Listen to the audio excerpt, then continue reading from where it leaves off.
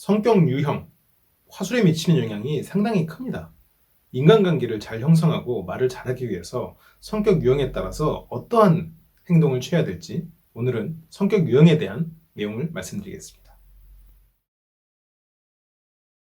안녕하십니까? 생각하는 즐거움 C채널 LBC에서 보내드리는 고품격 화술 강좌 대화의 클래스. 오늘은 성격 유형 차이에 따라서 어떻게 대화의 전략을 가져가야 될지를 말씀드릴 텐데요. 혹시라도 이것에 대해서 좀 자세히 알고 싶으신 분들은 LBC 심리 강좌 쪽에 MBTI 강의가 있어요. 두 편에 걸쳐서 진행이 됐으니까요. 그것을 보시면 조금 더 MBTI에 대한 내용을 자세히 알 수 있으실 겁니다. 오늘은 뭐 MBTI에 대해서 하나하나 말씀드리려는 건 아니고요. 그 각 성격 유형 차이에 대해서 어떻게 대처를 하고 어떻게 말하기를 해야 될지에 대해서 말씀을 드릴 거예요. 일단 첫 번째로 제가 이제 내향적인 사람들에 대한 조언을 드릴 텐데요. 내향적인 사람과 외향적인 사람, 이 두 가지 그룹이 있습니다. 보통 외향적인 사람이 말을 더 잘하는 경향이 있어요. 왜냐면 아무래도 이제 외향적인 사람은 타인과 있을 때 더 에너지를 얻고, 그리고 말을 하면서 또 그것이 이 사람의 아이디어에도 도움을 주니까 말을 하면서도 생각이 정리가 되고, 그러다 보니까 아무래도 말할 기회가 많고 말하는 상황을 선호하다 보니까 외향적인 사람은 말을 잘하게 되는 경향이 있습니다. 반복해서 하다 보니까 그렇겠죠. 그런데 이제 다만 외향적인 사람은 말을 하면서 생각을 정리를 하다 보니까 말을 할 때마다 내용이 바뀌는 수가 있어요. 그래서 좀 가벼운 사람으로 보일 수도 있죠. 그래서 이 내향적인 사람과 외향적인 사람, 이런 차이가 있습니다. 내향적인 사람은 뭐 굳이 나누자면 외향적인 사람보다 말을 상대적으로 못하는 경향 혹은 못해 보이는 경향이 많겠죠. 아무래도 생각을 정리하고 말을 해야 되니까 생각을 정리하는 과정에서는 말을 안 한다는 얘기가 되는 거예요. 말을 못 한다는 얘기가 될 수도 있고요. 그런데 사람들은 생각을 서로가 정리하는 것을 기다려주지 않는 경우가 많아요. 외향적인 사람들은 특히 더 그렇겠죠. 외향성이 강한 사람들은. 그럼 내향적인 사람은 계속 생각만 정리하다가 대화가 끝나버리는 거예요. 그런 일이 있을 수 있겠죠. 그래서 이 내향적인 사람들은 분명히 장점과 단점이 있습니다. 제가 그래서 오프라인에서도 이런 성격 유형에 대해서 강의를 할 때 그 몇 가지 예시로 이렇게 들어드릴 때 보여드리는 영상 중에 하나는 타짜예요. 타짜 영화 보셨죠? 거기에서 극단적으로 내향적인 사람과 외향적인 사람이 나오는 장면이 있습니다. 거기에서 이제 그 고니, 조승우 씨가 연기한 고니는 내향적인 사람이에요. 거기서 고광렬, 누구죠? 유해진 씨죠. 유해진 씨가 연기한 고광렬이라는 인물은 외향적인 사람입니다. 그래서 두 사람이 처음 만나서 도박을 하는 장면이 나오는데, 고니, 타짜죠. 유명한 장면이잖아요. 쫄리면 돼지시던지 대사로 유명한 고니는 유심히 봐요. 그래서 자기가 생각이 정리될 때까지 말하지 않고 관찰을 합니다. 계속 생각을 정리하고 있는 거죠. 고광렬이라는 인물은 계속해서 말을 해요. 아마 자기가 무슨 말 하는지도 모를 거예요. 그런 지경에 이를 때까지. 그런데 한 번 생각이 정리되고 말한 고니가 결국은 우위를 점하는 그런 장면이 나와요. 그런 걸 보면 절대로 내향적인 사람이 말을 못한다거나 아니면 불리하다거나 그런 건 아니에요. 그건 장단점이 있는 겁니다. 근데 이제 말을 잘하게 되는 경향이 있을 수 있다고 한 건 더 많은 경험을 하기 때문에. 근데 한마디를 하더라도 날카롭게 말을 하면 그것이 말을 잘하는 걸 수도 있잖아요. 어쨌건 그럼에도 불구하고 우리가 이제 제가 조언을 드린다면, 이 내향적인 분들은 어쨌건 외향적인 사람들과 사회생활을 해야 될 거고 그 사람들과 뭐 논쟁을 해야 될 수도 있고요. 아니면 친근하게 뭐 분위기를 만들어야 될 수도 있을 거예요. 그런 상황에서 외향적인 사람처럼 생각해 보면 좀 도움이 돼요. 자, 무슨 말이냐면 지금 내가 생각이 정리되지 않았어도 말해도 문제 없다라는 것을 좀 처음엔 인식할 필요가 있습니다. 그래서 그냥 친한 대등한 관계, 뭐 크게 문제가 생기지 않는 그런 관계에서는 그냥 아무 말이든 일단 좀 뱉어보는 연습을 좀 해보시면 도움이 되고요. 사회생활을 하거나 무언가 중요한 자리나 이런 데서는 내가 대답을 하기 전에 시간을 벌 수 있는 멘트를 몇 가지 머릿속에 외워 놓으시면 도움이 돼요. 그 부분은 제가 조금 생각할 시간이 필요할 것 같은데 잠깐 시간을 주시겠습니까? 뭐 이런 정도 멘트면 도움이 되겠죠. 제가 그 부분은 잠시만 생각을 좀 해보겠습니다. 그래서 시간을 벌 수 있는 말을 만들어 놓는다. 그리고 편한 사람들한테는 생각 없이 말하는 연습을 좀 한다. 생각과 말이 동시에 나가는 연습을 좀 한다. 그래서 상대를 기다리지 않게 하는 게 중요해요. 여러분들이 어디 음식점 가서 기다릴 때도 뭐 이 음식은 언제 나옵니다라고 말을 해주고 기다리면 기다릴만 하잖아요. 근데 바로 나올 줄 알았는데 안 나오면, 예를 들어서 여러분들은 집에서 라면 끓일 때 5분에 끓이는데 5분만이면 라면이 나오는데 그 식당에 가서 라면을 주문했더니 10분이 걸려도 안 나와요. 그러면 화가 나겠죠. 이게 대화에서도 일어나는 일이에요. 외향적인 사람은 내가 어떤 질문을 받고 대답까지 예를 들어서 2초에서 5초 정도가 걸려요. 그런데 내향적인 사람은 7초까지도 걸려요. 그럼 이 갭 때문에 외향적인 사람 입장에서 생각해보면 나는 대답할 때 2초면 되는데 집에서 라면 끓일 때 5분이면 됐는데 왜 당신은 라면이 아직까지도 안 나오는 겁니까? 이렇게 되는 거거든요. 그러면 내향적인 사람은 이 라면은 12분이 걸리니 잠시만 좀 차분하게 기다려주세요라고 말을 했으면 그 사람이 기다렸을 거예요. 10분이 돼도 화가 안 났을 거라는 거죠. 중간에 뭐 지금은 뭘 하고 있어요 라고 말해주면 더 좋았을 거고요. 그런 겁니다. 외향적인 사람과 내향적인 사람이 충돌하는 가장 큰 지점은 두 가지가 있는데, 지금 말한 것처럼 대답하는 시간이에요. 대답하는 속도고, 또 하나는 말이 바뀌는 거예요. 내향적인 사람은 말이 잘 안 바뀌어요. 근데 외향적인 사람은 말이 좀 바뀌는 편이에요. 말하면서 생각하니까, 또 말하다가 생각하면서 말하니까, 생각과 말이 동시에 나가다 보니까 생각은 순간순간 바뀌잖아요. 그러다 보니까 말이 따라서 바뀌어요. 근데 내향적인 사람은 생각을 하고 말을 하니까 말을 할 때마다 비슷해요. 말을 많이 안 한다 할지언정 정리된 생각을 그냥 다시 읽어내는 거니까. 그러다 보니까 내향적인 사람이 외향적인 사람을 보면 사기꾼 같은 거예요. 저 사람은 말할 때마다 바뀌고, 나쁘게 보낼 수도 있는 거죠. 외향적인 사람이 내향적인 사람을 보면 답답한 거죠. 음흉하게 보이기도 해요. 쟤는 왜 말을 안 해? 왜 라면이 아직도 안 나와? 이렇게 되는 거죠. 내향적인 사람, 예를 들어서 10분 만에 라면을 끓이는 사람이 왔는데 여기 라면이 빨리 나오네? 근데 라면이 먹을 때마다 바뀌어요. 그러면 그 집은 가기 싫겠죠. 여기서부터 이 두 유형의 차이가 생기고 오해가 생길 수 있는 겁니다. 그래서 여기서 두 유형의 어떻게 보면 공통적인 조언을 하게 됐는데, 내향적인 사람은 방금 조언을 드렸고, 외향적인 사람은 자기가 했던 말을 가능하면 똑같이 말하는 훈련을 해야 돼요. 그래서 생각이 바뀌더라도 과거에 했던 말과 함께 생각을 해서 내가 했던 말을 기억하는 훈련을 좀 해야 됩니다. 그리고 상대를 기다려줄 줄 알아야 돼요. 그래서 이 사람이 말을 안 하고 있는 건 지금 나를 무시하는 게 아니라 생각할 시간이 필요한 거다라고 접근할 필요가 있겠죠. 그리고 특히나 상사가 내향적인 사람이면 내가 어떤 말을 하고 다음에 말할 때 바뀌면 정말로 크게 찍힙니다. 외향적인 사람들이 입만 살았다는 얘기를 듣는 경우가 이런 경우예요. 나는 발산형이어서 아이디어가 막 많아서 다양한 아이디어를 상사에게 드렸다라고 생각하지만, 상사는 쟤는 말할 때마다 바뀌네. 완전 허언증이야. 이렇게 생각할 수도 있어요. 생각이 차이가 나는 거죠. 이런 부분 조심하셔야 돼요.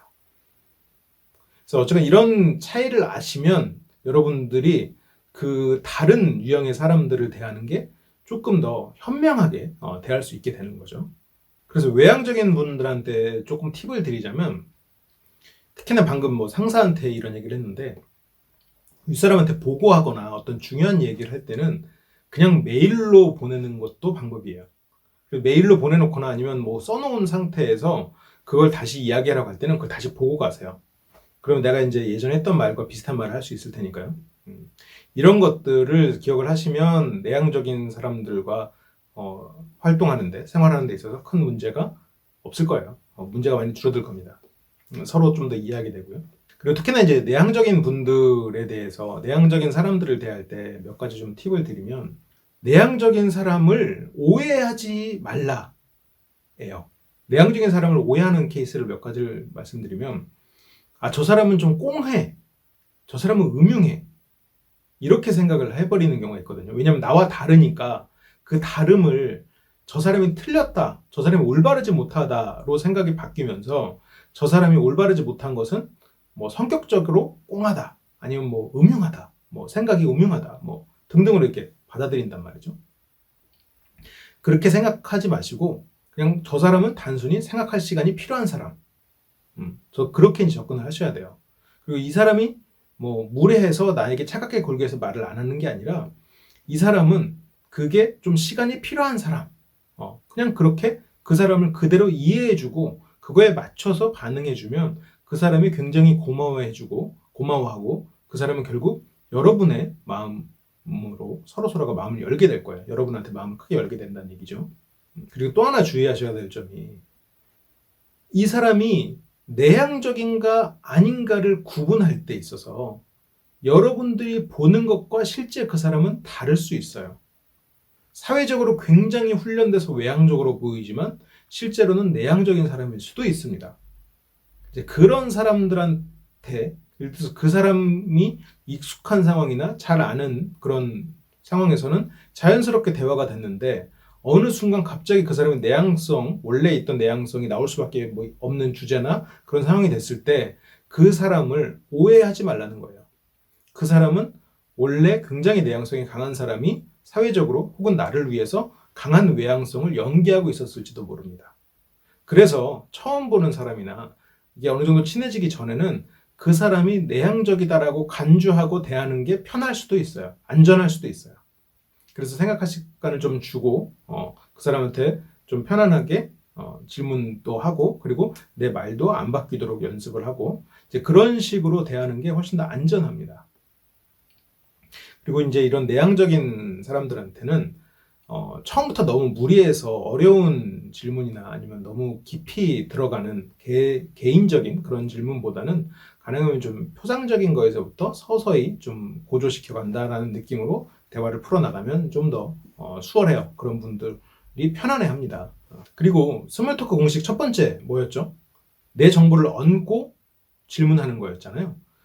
그때 이 목적이 내 정보를 얹고 질문하는 목적이 상대의 정보를 얻어내기 위해서인데 그렇게 질문을 해도 대답이 그냥 단답형으로 오거나 아니면 별로 상대의 정보를 못 얻을 수도 있어요. 특히나 상대가 내향적이면 그래요. 왜냐면 자기 정보를 공개하는 걸 꺼려 하기도 하고 그 자기 정보를 오픈하는 것 자체를 어떻게 하는지 잘 몰라요.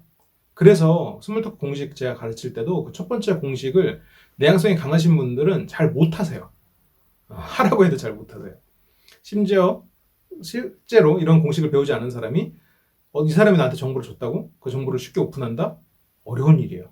그래서 이런 분들한테는 몇 번 더 시도를 해야 됩니다. 자연스럽게 이 사람이 그런 단답형으로 오거나 정보를 주지 않아도 실망하거나 서운해하지 말고 그냥 몇 번 더 자연스럽게 그냥 똑같은 태도로 실망한 태도를 하면 내향적인 사람은 오히려 더 민감하게 알아요.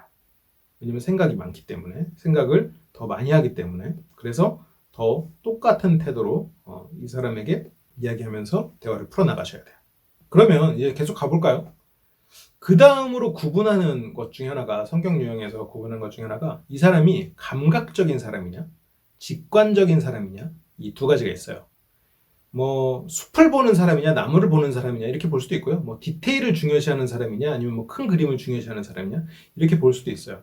뭐 두 가지 다 상황에 따라서 장단점이 있겠죠. 그런데 이게 이 두 사람이 어쨌건 서로가 다른 성향을 가지고 있기 때문에 충돌하는 지점이 있습니다. 방금 말한 그대로인데요. 디테일을 중요하게 생각하는 감각형 사람은 큰 그림을 중요시 생각하는 직관적인 사람을 봤을 때 비현실적이라고 생각해요. 디테일이 없으니까 뭐 어떻게 하라는 건지 몰라요.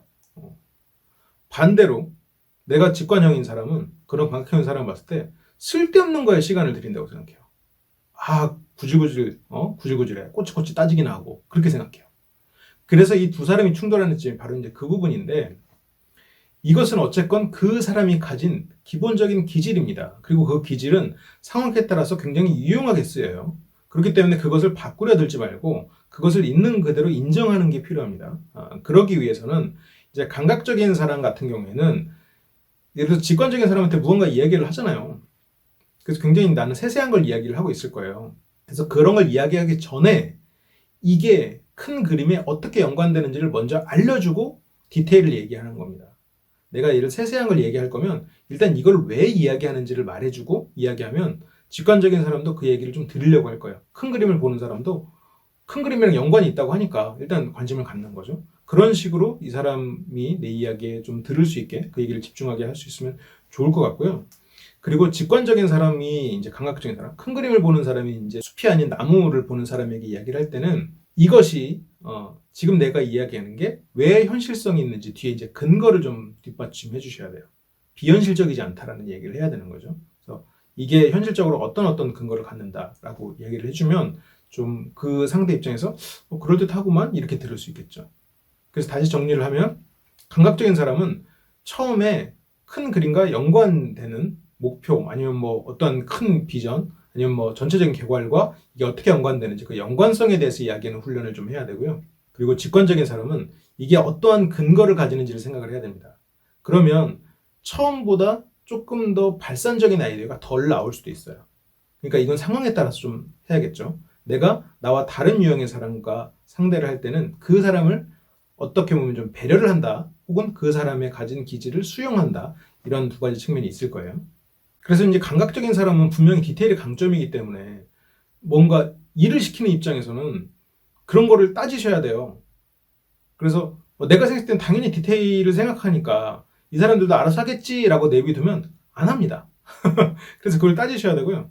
직관적인 사람들 같은 경우에는 오히려 비판적인 시각에 취약해요. 나는 비판적으로 생각해보질 않았으니까. 그 비판은 보통 이제 큰 그림에서부터 비판이 나오는 경우는 별로 없거든요. 그걸 이제 실행하는 그 디테일에서 비판이 나오거나 거기에서 문제가 생기는 경우가 많으니까.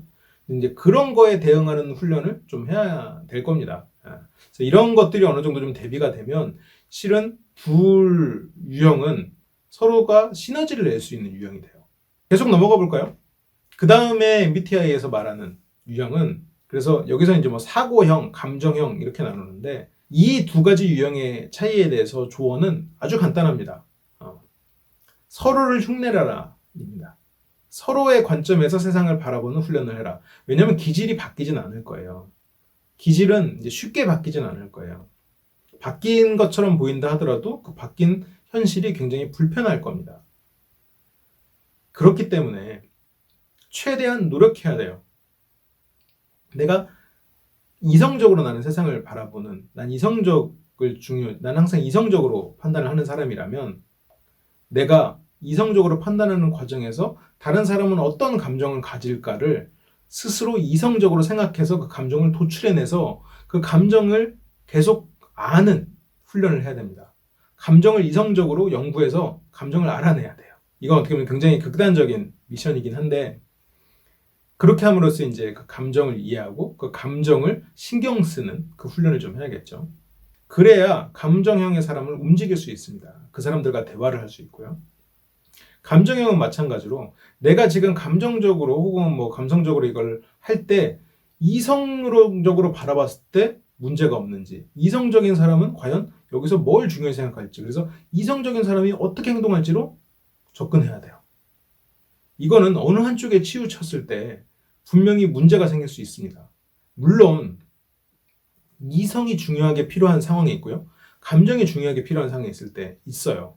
하지만 사람과의 관계에서 무엇이 더 중요한가의 답은 서로가 가지고 있는 겁니다. 내가 가진 게 중요하고 상대는 스스로가 가진 게 중요할 거예요. 다르게 생각하면 나는 그 사람이 중요한 거고 그 사람도 내가 중요할 거예요. 그러면 그 사람이 바꾸지 못한다면 내가 일단 맞춰주면서 서서히 그 사람을 이끌어가면 돼요. 그러기 위해서는 나는 이런 유형들에 대해서 나의 유형이 아닌 사람들의 입장에서 고민하거나 그런 입장에서 대화하는 것을 좀 훈련할 필요가 있습니다. 그래서 좀 구체적인 팁을 드리면 일단 그 사고형인 사람은 칭찬을 좀 많이 하는 그런 훈련을 하시면 좋아요. 칭찬을 좀 부드럽게 하고 비판을 하거나 뭔가 문제를 지적할 때도 그것을 좀 돌려서 하거나 좀 부드럽게 질문을 통해서 이거 왜 이랬어? 이렇게 하기보다는 이건 어떤 생각으로 한 거야? 예를 들어서 조금 다르더라도 그런 식으로 상대가 불쾌감을 느끼지 않게 내가 취조한다는 생각을 하지 마시고 취조하는 것 같지 않게 정말로 몰라서 물어본다. 칭찬할 때는 정말로 잘했다. 그런 것을 좀 훈련을 하시면 도움이 되고요. 감성형의 사람은 일의 우선순위를 정하고 이게 왜 중요한지, 뭐가 중요한지 이제 그런 것을 찾는 것. 그래서 그런 이성적인 연결고리와 그런 중요한 포인트들, 이제 그런 것들을 찾는 것. 그리고 일과 사람을 분리해서 보는 것. 객관적으로. 뭐 사람은 사람이고 일은 일이다. 이렇게 좀 분리해서 보는 그런 훈련을 할 필요가 있습니다.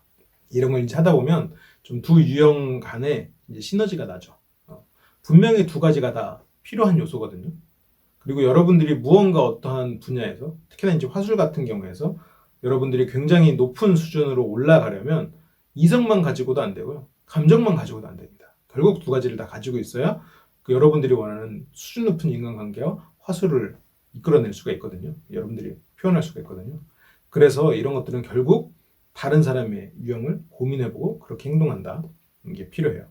자, 이제 마지막이죠. 이제 판단형과 인식형이 있는데, 이제 말이 어려워요. 저도 맨날 헷갈려요. 판단형과 인식형. 근데 이제 판단형과 인식형은 뭐냐면요. 어지러진 책상과 정리된 책상, 이거 생각하시면 돼요. 예를 들어서 저 같은 경우에는 인식형입니다. 인식형인데, 인식형들은 항상 하는 말이 이거예요. 어렸을 때 제가 많이 듣던 말은, 어머니가 이제 방 정리 좀 해라. 그러면 저는 제가 다 기억하는 곳에 둔 거예요. 다 정리된 거예요. 라고 말씀을 드리죠. 정리가 안 된 것 같은데 그 사람 입장에서는 정리가 된 거예요. 그래서 거기서 이제 판단형의 사람이 와서 정리를 싹 해주고 가면 인식형이 화를 내죠. 내 방 누가 치우랬어. 어디 있는지 뭐가 어디 있는지 하나도 모르겠네. 네, 경험 있으시죠? 판단형은 자기가 판단할 수 있도록 딱딱딱 정돈을 해야 됩니다. 인식형은 그대로 있는 그대로 받아들이려고 해요. 그래서 이제 판단, 인식 이렇게 구분하시면 머릿속에 기억이 되실 거예요. 그래서 이 두 유형이 방금 이제 방을 치우는 어머니와 이제 아들 사례로 하면 이제 딱 드러나는데, 또 그런 경우가 있죠. 여행을 가서 이제 인식형이 계획을 막 디테일하게 쫙 짜가지고 계획적으로 해갖고 딱 같이 가요. 딱 갔는데 판단형이 여기서 2시간 거리 거기에 맛집 새로 생겼대. 내가 방금 어플로 봤는데 거기 맛집 생겼대. 거기 가자. 그래서 일정을 바꿔버려요. 그러면 판단형은 미치는 거죠. 그런 것을 불안해요. 힘들어요. 그래서 판단형이 인식형한테 안 돼. 우리가 짜여놓은 게 있잖아. 계획한 게 있잖아. 인식형은 무슨 그런 식으로 여행을 해? 이런 식으로 싸움이 나는 거죠.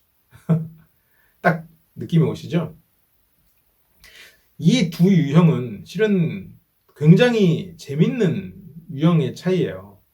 특히나 이제 가족 간에서도 이게 생활 양식이랑 가장 근접한 유형 차이기 때문에, 생활 양식을 그대로 보여주는 유형의 차이기 때문에 충돌이 가장 많이 일어나는 지점이기도 하고요. 의외로 뭐 내향적이나 외향적이나 이런 거 앞에서 말한 것보다 이 지점이 실은 가장 충돌이 많이 일어나는 지점이기도 합니다.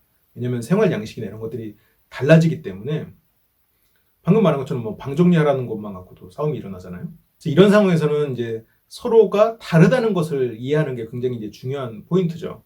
그리고 예를 들어서 이제 어머니와 아들 그런 관계였고, 지금 이 영상을 시청하시는 분이 저 같은 인식형의 아들이라면 얹혀 살고 있으니까 판단형의 어머니 말씀에 따르세요. 자, 회사도 마찬가지예요. 내 상사가 판단형이고 내가 인식형이라면, 내 상사는 계획적이고 틀에 박힌 것을 해야 안심하는 사람이라면 나는 그거에 맞춰야 됩니다.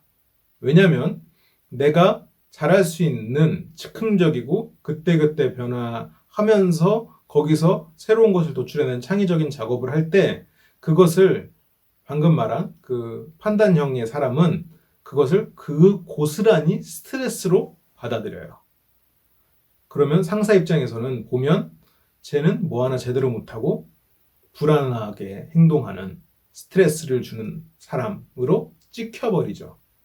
그래서 여러분들이 가진, 예를 들어서 인식형이 가진 장점을 죽이지 않으면서 판단형과 하기 위해서는 미리미리 얘기해 주는 걸 자꾸 생각을 하셔야 되고요.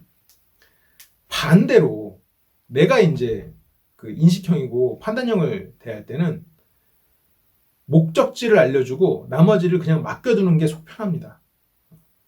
그걸 옆에서 보고 있으면 속 터져요. 왜냐면 이 길이 맞는데 자꾸 이 길로 해서 저 길로 해서 가려고 그래요. 그럼 미치죠. 그냥 좋아. 우리 오늘 여기까지 도착을 해야 돼. 자, 나머지는 네가 알아서 해. 혹은 오늘 우리가 여기까지 도착해야 돼. 그래서 내가 이렇게 계획을 세웠으니까 따라와. 둘 중에 하나를 선택하셔야 됩니다. 중간에 조율하면서 같이 하고 여기서부터는 네가 짜고 안 돼요. 만약 그 사람한테 맡기려면 아예 위임을 하십시오. 이런 식으로 이제 서로가 좀 조율을 해나가야 되는데요. 잘 이해를 못해요. 이게 서로가 이제 성향 이 성향이 다르면. 왜냐면 내가 했을 때는 분명히 이렇게 계획을 세우고 이렇게 가야 맞거든요. 또 저 사람은 분명히 이렇게 즉흥적이고 자유롭게 해야 분명히 맞다고 생각을 하거든요. 근데 이게 서로한테 스트레스가 되죠. 그래서 이 부분은 내가 만약 이렇게 즉흥적으로 하는 거 이렇게 해야 좋은 인식형이면 뭐 나는 자꾸 예고를 하고요. 만약 내가 이런 딱딱 정리해놓고 이런 판단형이면 그 상대와에게는 큰 그림만 쥐어주고 그 사람으로 인해서 전체 그림이 안 바뀔지언정 그 사람은 언제든지 바뀔 수 있다는 걸 염두에 두고 계획을 세우셔야 돼요. 그 사람을 제외하고. 그래서 그 사람이 할 수 있는 롤은 목적지까지만 딱 정해놓는 거죠. 그렇게 하셔야 됩니다. 근데 여기서 중요한 포인트는 틀린 게 있는 건 아니에요. 다른 게 있는 거지. 그 포인트를 항상 기억을 하셔야 됩니다. 그래서 여기서 자율이라는 게 이제 뭐 여기서 이제 판단과 인식형으로 해서 들어가다 보면 자율이라는 포인트가 나오는데 누군가한테는 자율의 스트레스고 누군가한테는 계획의 스트레스인 거예요. 그래서 이런 부분을 서로가 이해를 하면 거기에서부터 서로가 조율해 나갈 수 있는 포인트들이 좀 생기는 거죠. 인정을 해주고. 예를 들어서 이제 제가 부모 입장에서 나는 이제 판단형에서 정리정돈이 딱 돼 있어야 되는데 뭐 자식이 인식형이어서 어지러 놓으면 얘한테 어느 정도 그걸 정해놔야겠죠. 마지노선을 정해서 그래 네가 그런 어지러운 걸 이해하겠어. 인정해. 다만 더러운 것은 안 돼. 그래서 청소를 주기적으로 할 수 있을 정도로는 치워. 만약 청소가 안 돼서 어디 부분이 더러운 게 나오면 그때부터는 내 방식대로 정돈을 시키겠어. 이런 식으로 서로가 조율을 하는 거죠. 그렇습니다. 이것 때문에 이제 문제가 생기는 경우들이 많아요. 아무튼 그런 것들은 이제 서로 잘 이해하면 좋을 것 같고요. 내가 이건 좀 반농담으로 들어주세요. 내가 방금 말한 것처럼 얹혀 사는 입장이면 분의 말에 따르시는 게 조용하고 건강하게 잘 지내는 방법이겠죠. 좋습니다. 오늘 제가 여러분들에게 드린 부분은 MBTI 강의에서 어떻게 보면 좀 화술과 인간관계 측면, 행동하는 패턴 부분을 좀 뽑아왔어요. 이런 차이를 알고 행동을 생각하면 훨씬 더 여러분들이 전략적으로 여러분들의 행동을 잡아낼 수 있습니다. 생각해낼 수 있습니다. 그리고 상대를 이해할 수 있게 되죠. 그런 면에서 이 기본적으로 이 성격 유형에 대해서는 좀 알아두면 참 도움이 돼요. 이 성격 유형에 대해서 이게 꼭 맞느냐? 아니다. 그런 얘기가 참 많죠. 실제로 이거를 100% 신뢰하는 거는 분명히 문제가 있을 거라고 봐요. 하지만 이렇게 성격이 다르고 이런 패턴이 있다는 것을 이해하고 보면 조금 더 시각이 열리고 그리고 나와 다른 사람을 이해하는 데 도움이 되는 것도 사실입니다. 그렇기 때문에 오늘 강의가 그런 면에서 좀 도움이 되셨길 바라고 다음 시간에는 MBTI보다는 좀 적게 쓰이지만 거의 이제 그 다음, 바로 다음으로 많은 곳에서 쓰이고 있는 디스크 유형에 따라서 이제 말하기나 이런 인간관계를 어떻게 이어나가면 좋을지 안내를 해드릴게요. 그렇습니다. 매주 일요일 1시에는 LBC 아카데미에서 자유롭게 화술 실습 강의를 하고 있어요. 3시간 정도 워크숍 형태로 진행을 하고 있고요. 그리고 제가 쓴 책 스몰토크, 그리고 마음 주는 대화법 등등의 교재들도 이제 거기에서 비치해놓고 함께 볼 수 있도록 해놨습니다. 그리고 혹시라도 궁금한 부분이나 필요한 사항이 있으시면 네이버 카페 LBC 아카데미 혹은 유튜브 댓글로 달아주시면 제가 영상으로 답변을 드릴 수 있도록 하겠습니다. 뭐 간단한 거는 뭐 대댓글로 달아드리고요. 좋습니다. 그러면 전 다음 시간에 돌아올게요. 오늘 강의도 여러분들에게 많은 도움이 되셨길 바라고 다음 시간에도 여러분들에게 많은 도움이 되실 만한 내용으로 준비해서 돌아오도록 하겠습니다. 시청해주셔서 감사해요. 다음 시간에 돌아오겠습니다.